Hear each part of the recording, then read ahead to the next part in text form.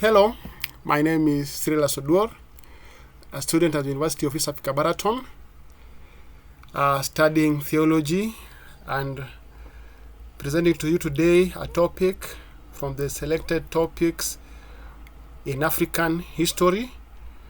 I'm going to talk about the Ashanti civilization, and I will mainly dwell on their economic history. As we all know, economy is what defines a nation, and the Ashanti had a robust economy. But first, let us look at where they were, the Ashantis. These people were amongst the Akan ethnic group, which was found in the native Ashanti region, which now we call Ghana. And the dialect that they spoke there was Twi, which by now is being spoken by about 9 million people. The Ashanti kingdom or empire, if you wish to call it, was founded in the year 1670, just about the time when the Europeans started trading with the gold which was found there. And by 1680, Kumasi had become such a robust city that it was made the capital. This was because mainly it was situated in the crossroad of the Trans-Saharan trade route. And this made this town of Kumasi grow in those days quickly economically. It was a busy hub where people traded a lot. Now, as we come into the economic history of how they started trading, as early as 1680s or 1670s, 1680s there, the Europeans already started trading with the Ashantis. They were their main trade partners in that they used to trade in gold, which was abundant in the Ashanti region. This region was called the Gold Coast of Africa. Now, the thing that led to the growth of the economy of the Ashanti, apart from trading in gold, was the war which was always surrounding there. The war which was around Ashanti kingdom was mainly for the gold reserves which were found there. And now, the business which was booming there was that of gold and the wealth which all people are looking for. And in that manner, for people to protect themselves, weapons also were traded in, and these were things which people couldn't do without. Communities could not do without it. Traders had to buy weapons for them to survive in these trade routes. But in the year 1701, around 1719, there were two powerful chiefdoms, because the Ashantis had many chiefdoms. But two of them, powerful of them, came together under the rule of one called Oseitutu. Oseitutu was a chief who was powerful then.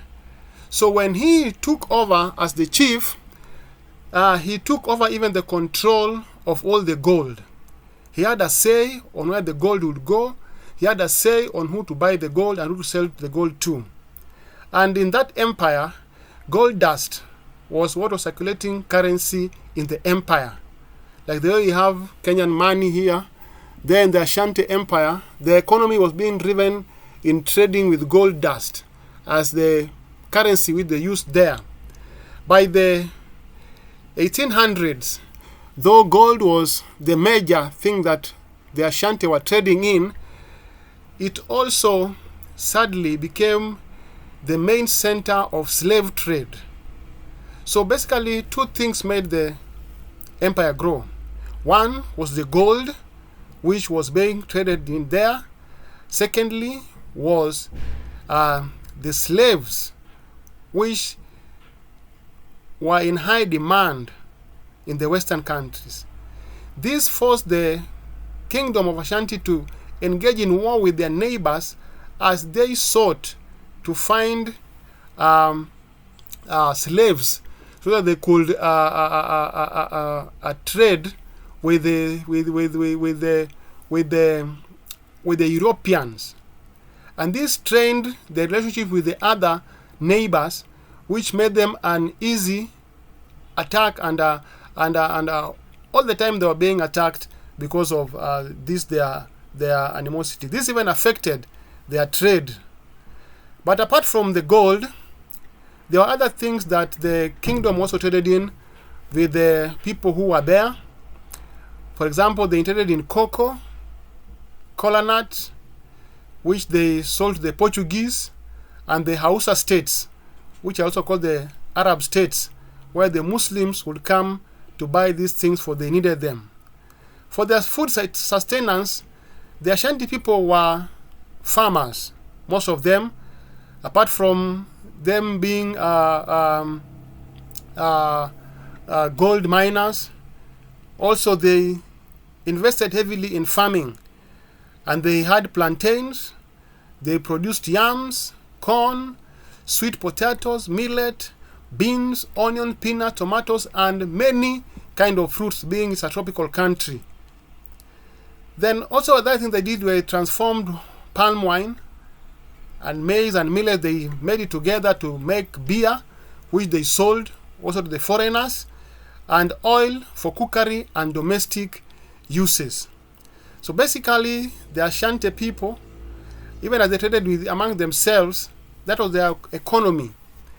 They were farmers, they were dealers in gold, they were slave traders, and they were merchants of war. They believed to conquer as they were looking to grow their economy, to get slaves to go out there. But now, sadly, the economy of the Ashanti people came to fall. One of the things that led it to fall was that the elite of the Ashanti kingdom were greedy, and they kept most of the gold to themselves. They never wanted the people of low class to have these golds. And so the money circulation was not equal.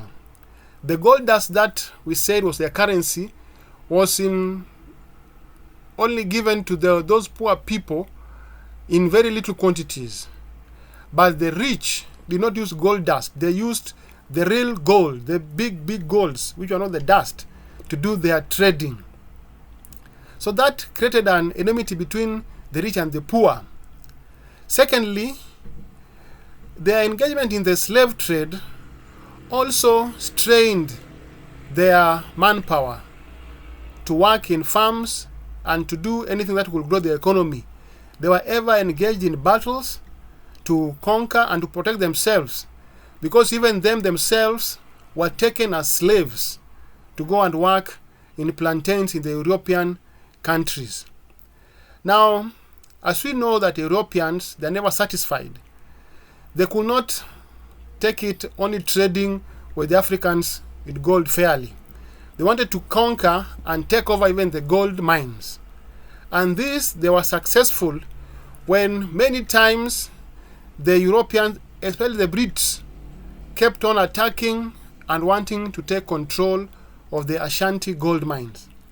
In 1900, even though the British never took over the whole of Ashanti, they managed to hive off the Gold Coast. Now, with the Gold Coast gone, this simply means that the region of the Ashanti or the kingdom had no source or major source of income.